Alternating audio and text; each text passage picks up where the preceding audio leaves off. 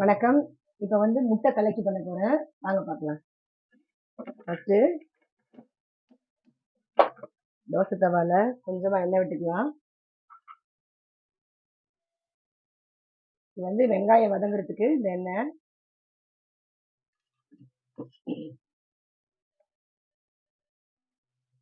முட்டை ஆம்லேட்டு, முட்டையில நிறைய வெரைட்டிஸ். அதே மாதிரி இது முட்டை கலக்கி ரொம்ப சூப்பரா இருக்கும். ஃபர்ஸ்ட்டு பொடியா நறுக்கின வெங்காயத்தை நல்லா பொன்னிறமா கொஞ்சம் வதக்கிக்கலாம்.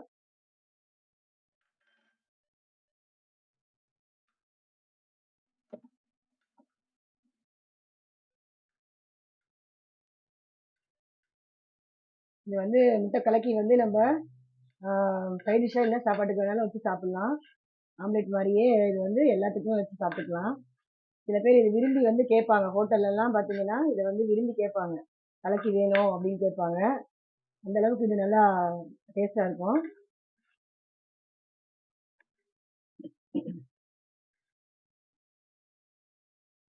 இதை வந்து நிறைய வெரைட்டிஸ்ல இதை செய்யலாம். இது வந்து அவங்க டேஸ்ட் பொறுத்து இருக்கு, எப்படி செய்ய சாப்பிட்றாங்களோ அது மாதிரி நிறைய வெரைட்டிஸ்ல இதை செஞ்சுக்கலாம். இன்க்ரீடியன்ஸ்லாம் எது எது போடணுமோ அதுக்கு தகுந்த மாதிரி போட்டு செய்கிறாங்க. நான் வந்து வெங்காயம் மட்டும்தான் இதில் யூஸ் பண்ணுறேன். அது கொஞ்சம் உப்பு போட்டுக்கிறேன்.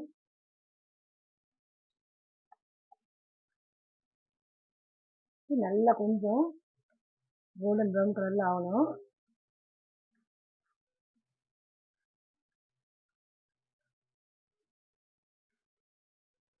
இப்போ வந்து இதில் என்ன சேர்க்கணும்னா கடலைப்பருப்பு. கடலைப்பருப்பு வந்து ஒரு டேஸ்ட், நல்லா டேஸ்ட் கொடுக்கும் சாப்பிடும்போது.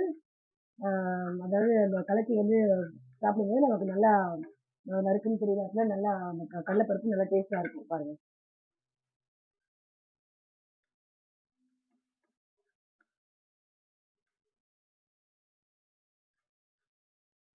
பாருங்க, இது நல்லா கோல்டன் ப்ரௌன் கலர்ல ஆகிற வரைக்கும் லேட்டாக வச்சிடலாம். அதுக்கப்புறம் இதுலேயே நம்ம இந்த எண்ணெயே போதும். இதில் வந்து கடலைப்பருப்பை, ஒரு ஸ்பூன் அளவு கடலைப்பருப்பை வந்து அப்படியே வறுத்து விட்டுடலாம். ரொம்ப தீயாம லேசாக வறுத்துக்கலாம்.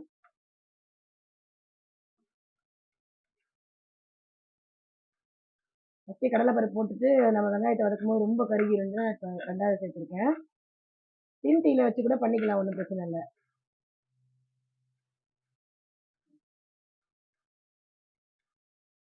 இப்போ பாருங்க, இப்போ வந்து சேர்த்து வதக்கும் போது இது நல்லா வதங்கிடும். இதில் வந்து நான் பச்சை மிளகாய் சேர்க்கல, மிளகாய் தூள் மட்டும்தான் சேர்க்க போகிறேன்.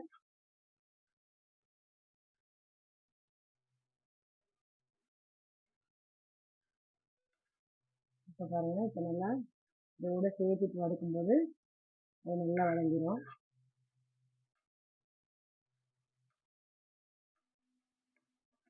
என்கிட்ட கலக்கி வந்து நம்ம போட்ட உடனே வந்து பரட்டி எடுத்துருவோம். அதனால வந்து வெங்காயத்தை வந்து முன்னாடி இப்படி வதக்கிட்டா ரொம்ப நல்லா சாப்பிடும்போது நல்லா இருக்கும். இல்லைன்னா பச்சையாக ரொம்ப நறுக்கு நறுக்கு ரொம்ப தெரியும்.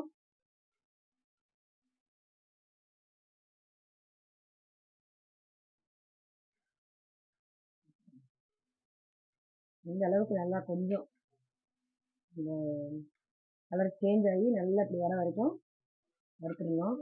நான் கொஞ்சம் ஹை தீயில தான் வச்சு வறுக்கிறேன். நீங்கள் வந்து கொஞ்சம் நல்லா ஸ்டிம்மில் வச்சு பொறுமையாக வதக்குங்க.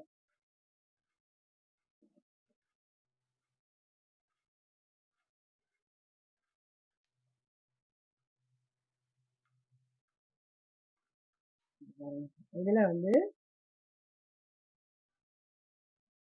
இப்போ நம்ம இதில் சேர்த்துடலாம். ஒரு 1/4 டீஸ்பூன் அளவுக்கு மிளகாத்தூள்,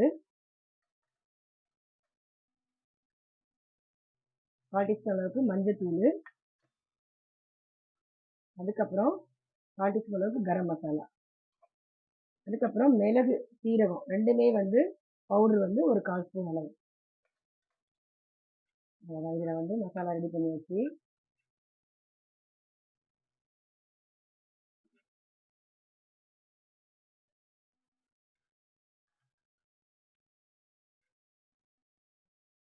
இப்போ இதை ஆஃப் பண்ணிடுறேன்.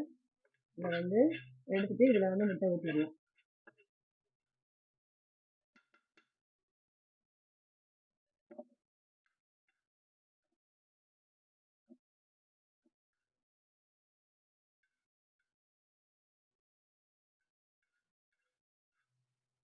இந்த மசாலாலாம் போட்ட உடனே ரொம்ப நல்லா வாசனை. பச்சை மிளகாய் இதில் சேர்க்கலாம், அதனால காரம் வந்து இதுக்கு தகுந்த மாதிரி போட்டுக்கலாம். மிளகாத்தூள் மட்டும்தான் காரம். இப்போ அது சிம்மில் இருக்கட்டும். 2 முட்டை எடுத்திருக்கேன். அதை வந்து ஒரு பவுலில் உடச்சி ஊற்றிக்கலாம்.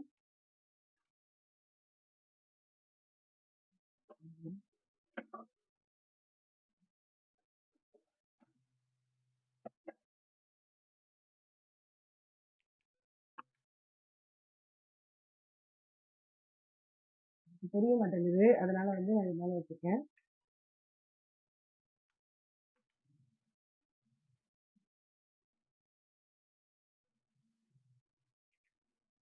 இப்போ வந்து இதில் கொஞ்சமாக உப்பு போட்டுட்டு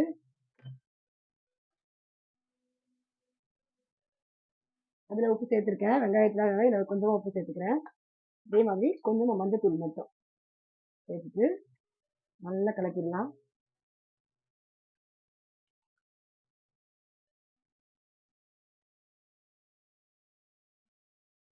இது வந்து ரொம்ப சிம்பிளாக இருந்தாலும் ஆனால் டேஸ்ட்டாக இருக்கும் சாப்பிட்றதுக்கு. நம்ம வந்து சாப்பாட்டோட சேர்த்து சாப்பிடும்போது ரொம்ப நல்லாயிருக்கும். எல்லா சாதத்தோடையும் சேர்த்து சாப்பிட்லாம். இது சாம்பார் சாதம், ரச சாதம், வெரைட்டி சாதம் எதாக இருந்தாலுமே வந்து கலக்கி வந்து நம்ம சேர்த்து சாப்பிட்லாம். அப்பப்போ மாற்றி மாற்றி ஒன்று ஒன்று சாப்பிட்டு பார்க்கணும் டிஃப்ரெண்ட்டாக. ஒரே ஆம்லேட்டு, ஒரே முட்டை மசாலு அதெல்லாம் அப்படி சாப்பிடும்போது இதையும் வந்து ஒரு நாள் சாப்பிட்டு பாருங்க, ரொம்ப நல்லாயிருக்கும்.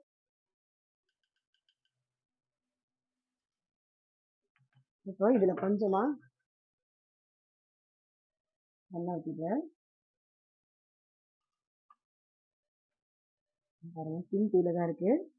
இந்த முட்டையை வந்து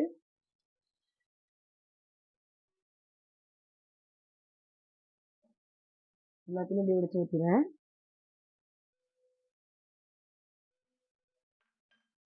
இப்போ என்ன செய்யணும், இந்த இது வச்சுருக்கோம் இல்லைங்களா, இதை வந்து இப்படியே மேலாப்பில் தூவி விட்டுடலாம்.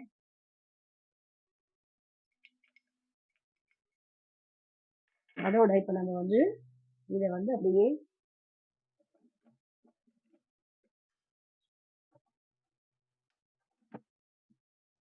இதை வந்து இப்படி மடிச்சு விட்டுருலாம். இங்கே பாருங்கள், இதெல்லாம் நல்லா வெந்துருச்சு. அதனால வந்து நமக்கு இதை ஆஃப் பண்ணிவிட்டு இதை அப்படியே மடிச்சு விட்டுருலாம்.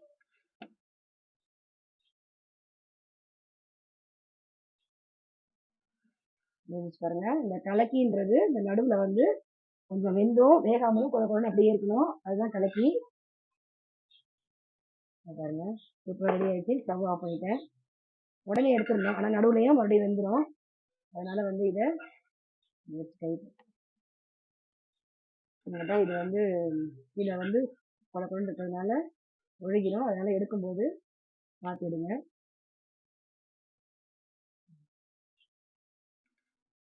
அவ்வளோதான், முடிஞ்சிச்சு பாருங்க. கொஞ்சமாக கொத்தமல்லி இலை தூவியாச்சு. டிஃப்ரெண்டான கலக்கி ரெடி ஆயிடுச்சு. இதே மாதிரி நிறைய கலக்கி மாடல் வந்து செய்யலாம். இது வந்து ஒரு வகை மாடல். இதே மாதிரி நீங்கள் செஞ்சு பாருங்கள், எப்படி இருக்குன்னு சொல்லுங்கள். நாளைக்கு ஒரு ரெசிபியில் சந்திக்கிறேன். பாய்.